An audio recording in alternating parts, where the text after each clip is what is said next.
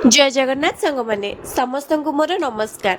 सकाल सकाल मु रेडी होगी बाहर जाइली ऑफिस जावाई। गणेश पूजा भाया दिन ऑफिस जावाक पड़ुची से मन भारी दुख अच्छी। ये कौन ए पिलाटा केबे सुधरबनी छाड़ू चलतु आमे आम कम लगी पड़ा।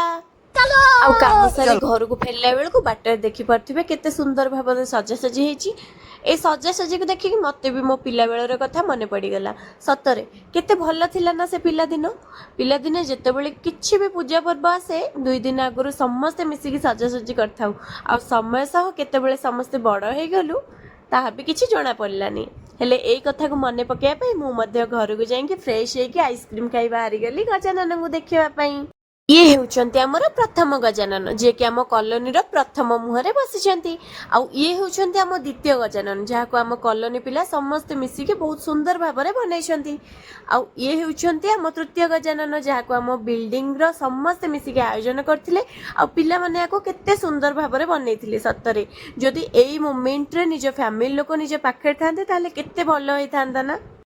आज फैमिली लोकंठू दूर रही कि भारी दुख लगुच। आउ ए दुख को बुझाई स्वामी आन देइथिले 2टी चॉकलेट। चॉकलेट 2टी को खाई वीडियोटी को एंड करछि। जय जगन्नाथ।